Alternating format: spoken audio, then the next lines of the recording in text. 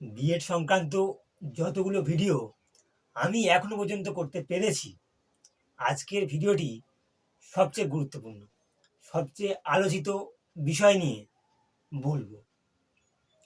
আমি যতগুলো ভিডিও করেছি প্রায় প্রত্যেকটা ভিডিওতেই কমেন্ট করা হয়েছে যে দাদা, কলকাতার কাছাকাছি কোনো বিএড কলেজ আছে, বা সবচেয়ে কম খরচে কোথায় বিএড করানো হয়, অথবা সরকারি বিএড কলেজের একটা লিস্ট কি দেওয়া যাবে, আর বা কলকাতার কাছাকাছি কোথায় সবচেয়ে কম খরচে বিএড করানো হয়।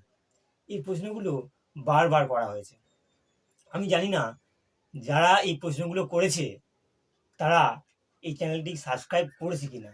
যদি সাবস্ক্রাইব করে থাকে এই ভিডিওগুলি বা এই ভিডিওটি তাদের কাছে পৌঁছবে। যদি সাবস্ক্রাইব না করা হয়ে থাকে তারা তাদের কাছে যদি যায় তারা দেখবে এবং উপকৃত হবে। তাই বলছি, যারা চ্যানেলটি সাবস্ক্রাইব করেননি তারা সাবস্ক্রাইব করে রাখতেই পারেন। আর যে সমস্ত বন্ধুরা এবছর বিএড করার জন্য পরিকল্পনা করেছে তাদেরকে এই ভিডিওটি পাঠিয়ে দাও, কেননা প্রত্যেকেরই ভীষণভাবে কাজ লাগবে। বিএড ফর্ম ফিল আপ শুরু হবে আর কিন্তু খুব বেশি দেরি নয়। এই আগস্ট মাস তো হয়েই গেল, সেপ্টেম্বর মাসের মাঝামাঝি বা শেষের দিকে ভর্তির ফর্ম ফিল আপ শুরু হবে এবং পুজোর মধ্যে দিয়ে পুরো ভর্তির যে প্রক্রিয়া চলবে, আর পুজোর পরে থেকেই ক্লাস শুরু হবে। কাজেই সময় একদম নেই। সেই যে ভর্তির প্রাক মুহূর্তে, এই মুহূর্তে কোন কলেজে সবচেয়ে কম খরচে হয় বা কলকাতার কাছাকাছি কোথায় সবচেয়ে ভালো বিএড কলেজ রয়েছে সেই বিষয়ে বলবো। তার আগে ছোট্ট একটি কথা বলে দিই, যারা ভাবছিল যে বেসরকারি বিএড কলেজে কোনো রকমে নামমাত্র গিয়ে বিএড কোর্সটি সম্পূর্ণ করবে, এবছর কিন্তু সেটা হচ্ছে না। কাজেই সরকারি এবং বেসরকারি এই দুটো বিএড কলেজের প্রায় উদ্দেশ্য একই হয়ে গেল। দুটো কলেজেই কিন্তু প্রতিনিয়ত যেতে হচ্ছে, প্রতিনিয়ত গিয়ে অ্যাসাইনমেন্ট, খাতা সমস্ত কিছু তৈরি করতে হচ্ছে এবং প্রেজেন্ট রাখতে হচ্ছে। এছাড়া বিএড কোর্স করা অসম্ভব। ইতিমধ্যে বেশিরভাগ বিএড কলেজে বায়োমেট্রিক চালু হয়ে গেছে এবং সরকারের তরফ থেকে একটা নির্দেশনামা দেওয়া হয়েছে, যেখানে বলা হয়েছে প্রত্যেক স্টুডেন্টকে উপস্থিত বা হাজিরা থাকতে হবে, তা না হলে তাদের কোর্স সম্পূর্ণ হবে না। তাই বারবার বলছি, যারা বেসরকারি কলেজগুলোতে ভর্তি হবে বা টাকা দিয়ে সিট বুকিং করছো তারা অবশ্যই ভালো করে কথা বলে নিন যে যেতে হবে কি না হবে। যদি যেতে হয় তাহলে কদিন, সপ্তাহ যেতে হবে। আর কথা না বললে কিন্তু পরে সমস্যা হতে পারে, কেননা প্রেজেন্ট ছাড়া হবে না। এবং পরবর্তী যে পরীক্ষাগুলো হবে সেটাও কিন্তু অনেকটা কড়াকড়ি নিয়মে হবে, আগের মতো শিথিল নিয়ম থাকবে না। তো ভর্তি হওয়ার আগে এইগুলো জানা প্রয়োজন ছিল বলে মনে করলাম, সেই জন্য বলা। বেশি কথা না বলে একেবারে মূল বিষয়ে চলে আসি। কলকাতার কাছাকাছি বা কলকাতা বিশ্ববিদ্যালয়ের আন্ডারে কতগুলো কলেজের নাম বলি, যে কলেজগুলোতে খুব ভালোভাবে বিএড করানো হয়, যে কলেজগুলো খুবই তৎপরতার সাথে বিএড করানো হয়। সরকারি নির্দেশ অনুযায়ী কলকাতা বিশ্ববিদ্যালয়ের সমস্ত কার্যাবলী মেনে এইসব জায়গাগুলোতে বিএড করানো হয়। প্রথমে যে কলেজের নাম বলবো সেটি হচ্ছে লরেটো কলেজ। তারপরে রয়েছে এজেসি বোস কলেজ। এই সবগুলো কিন্তু কলকাতা বিশ্ববিদ্যালয়ের আন্ডারে এবং কলকাতার কাছাকাছি। Loreto college, AJC Bose college. AJC Bose college তো আমরা জানি যে ভিক্টোরিয়ার পুরো কাছাকাছি, রবীন্দ্র সদন মেট্রো ধরলেই হয়ে যায়। বিজয় কৃষ্ণ গার্লস কলেজ, এই কলেজটা গার্লস কলেজ এবং হাওড়াতে অবস্থিত। এটা একটু কলকাতা থেকে দূরে। যারা হাওড়ার দিক থেকে যাতায়াত করে তাদের জন্য কিন্তু এই কলেজটা খুব ভালো।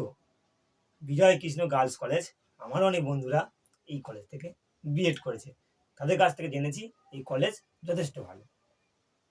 স্কটিশ চার্চ কলেজ, এটি কলকাতার তো একেবারেই কাছে, কলেজ স্ট্রিটের কাছেই। Scottish church. তার শ্রী শিক্ষায়তন কলেজ, শ্রী শিক্ষায়তন কলেজ এটিও একটি উল্লেখযোগ্য কলেজ। উলুবেড়িয়া কলেজ, এই কলেজটি খুব বড় মাপের কলেজ, ভালো কলেজ। উলুবেড়িয়া কলেজ হাওড়া দিকটায় খানিকটা। যারা হাওড়ার দিক থেকে বিএড করতে চায় তারা এত দূর বা কলকাতার কাছাকাছি, কলকাতার মধ্যে কলেজে না এসে তারা উলুবেড়িয়া কলেজ বা মেয়ে হলে বিজয় কৃষ্ণ গার্লস কলেজ থেকে করতে পারে, যেটি হাওড়াতেই অবস্থিত। লরেটো কলেজ, স্কটিশ চার্চ এবং ফকির চাঁদ কলেজ। ফকির চাঁদ কলেজ, এই কলেজটি আমার কলেজ। আমি এখান থেকেই বিএড করছি। এটি খুব ভালো কলেজ, খুব ভালোভাবে শেখানো হয়। শিক্ষক শিক্ষিকারাও যথেষ্ট ভালো, তারা সর্বক্ষেত্রেই পাশে থাকে। আর ফকিরচাঁদ কলেজ স্টেশন থেকে কিন্তু খুব দূরে নয়, স্টেশনের আর খুব কাছেও নয়, আমরা হেঁটে যাতায়াত করি। কেউ কেউ আছে যারা টোটোতে যায়, কিন্তু হাঁটতে খুব সমস্যা হয় না। সবাই মিলে দল বেঁধে খুব অল্প মিনিটেই, 5-7 মিনিটেই পৌঁছে যাওয়া যায়। অর্থাৎ স্টেশন থেকে 5 থেকে 7 মিনিট হাঁটার রাস্তা এই ফকিরচাঁদ কলেজ। আর পরীক্ষার সিট পরে এই কলেজগুলোতে আদান প্রদানভাবে করা পরীক্ষার সিট ফেলা হয়। যেমন ফকিরচাঁদ কলেজের পরীক্ষার সিট পড়ে এজেসি বোস কলেজে। আমি নিজেই ফার্স্ট সেমিস্টার এবং সেকেন্ড সেমিস্টারের দুবার পরীক্ষা দিয়েছি ফকিরচাঁদ থেকে গিয়ে এজেসি বোস কলেজে। তো এই কলেজগুলোর মধ্যে আদান প্রদান করে প্রত্যেকবারই সিট পড়ে। আর এরপরে আরও যে প্রশ্নটি করা হয়েছিল, বলা ভালো সকলেরই প্রশ্ন, সকলেরই মনের মধ্যে এই কথাটাই রয়েছে যে অল্প খরচে, সবচেয়ে কম খরচে কোন কলেজটায় বিএড করানো হয়। তো বাবা সাহেব আম্বেদকর কলেজের ডেভিড হেয়ার ক্যাম্পাস রয়েছে, কিন্তু কলকাতা বিশ্ববিদ্যালয়ের আন্ডারে যে সমস্ত কলেজগুলো রয়েছে এর মধ্যে কোন কলেজে সবচেয়ে কমে বিএড করানো হয়? এর উত্তর ফকিরচাঁদ কলেজ, সবচেয়ে কমে বিএড করানো হয় আমার দেখা। এখানে 2 বছরের সর্বমোট খরচ 42 থেকে 45,000 টাকা, যেখানে অন্য কলেজগুলো 80, 90, 1 লাখ, 1,10,000 বা তার উপরে নিচ্ছে। আর বেসরকারি কলেজগুলো তো ব্যবসাই খুলে রেখেছে, ব্যবসার জন্য বিএড। বিএড এমন একটা কোর্স হয়ে গিয়েছিল, ট্রেনে অটোতে বাসেতে সব জায়গায় ব্যানার দেওয়া থাকতো বাড়িতে বসে বিএড করো। ওই 1 লাখ 1.5 লাখ দিলেই আর যেতে হতো না, হাতে কলমে শেখার কোনো ব্যবস্থা ছিল না। কিন্তু এই সরকারি কলেজগুলো বিএডকে কিন্তু ছাত্রছাত্রীদের প্রকৃত শিক্ষা দিয়েছে। সেই থেকে সবচেয়ে কমে বিএড কলেজ 42 থেকে 45,000 ফকিরচাঁদ কলেজে হয় আমার দেখা। এবং আমি নিজে এই কলেজ থেকে কিন্তু বিএড করছি এই টাকাতেই।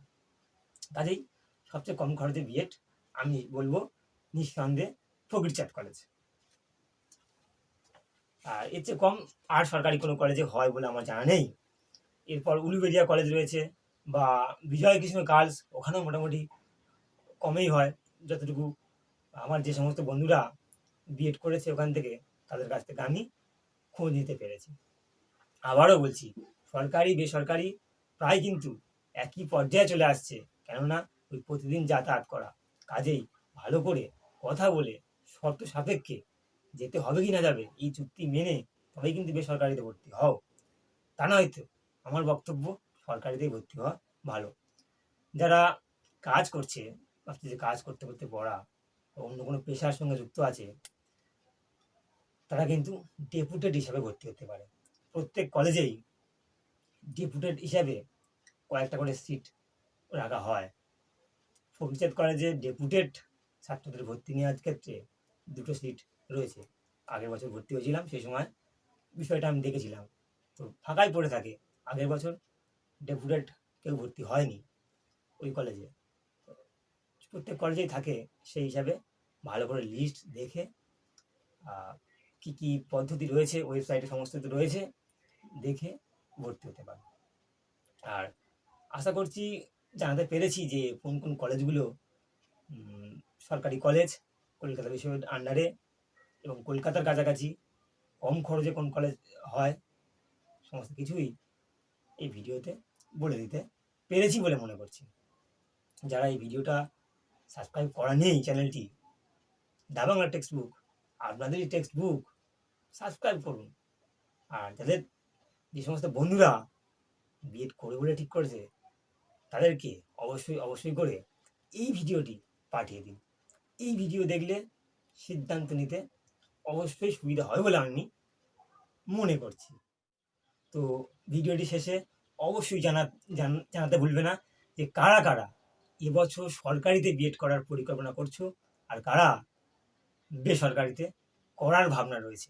তো আরও একটা কথা বলে রাখি, ওপেন ইউনিভার্সিটিতে ভর্তি হতে পারো, সেখানে কিন্তু যাতায়াতের খুব একটা ব্যাপার নেই, না গেলেও হবে। তার মধ্যে ইগনু রয়েছে, ইগনুতে কিন্তু ভর্তি প্রক্রিয়া চলছে। আমি এবারে করেই একটা ওদের প্রোগ্রাম দেখেছিলাম, শুধু বিএড কেন, ওদের অনেক রকম কোর্স কিন্তু ভর্তি প্রক্রিয়া চলছে। ইগনুর অফিসিয়াল ওয়েবসাইটে গিয়ে তোমরা দেখতে পারো। সেখানে পরীক্ষা ব্যবস্থা একেবারে শিথিল, সেখানে যাতায়াতের ব্যাপার নেই, প্রেজেন্টের কোনো ফারাক পড়ে না, কাজেই ইগনুতে তোমরা দেখতে পারো। আর কমেন্ট করতে ভুলবে না সরকারি না বেসরকারি, কোন কলেজে তোমরা ভর্তি হতে চাও, বিএড কারা করছো, অবশ্যই এই কমেন্ট বক্সে জানিও। আর কোনো রকম প্রশ্ন থাকলে জানাতে ভুলো না, অবশ্যই সেই বিষয়টা নিয়ে বলার চেষ্টা করব। দেখা হচ্ছে পরের কোনো ভিডিওতে। ততক্ষণ ভালো থাকুন, সুস্থ থাকুন, দা বাংলা টেক্সট বুকের সাথে থাকুন।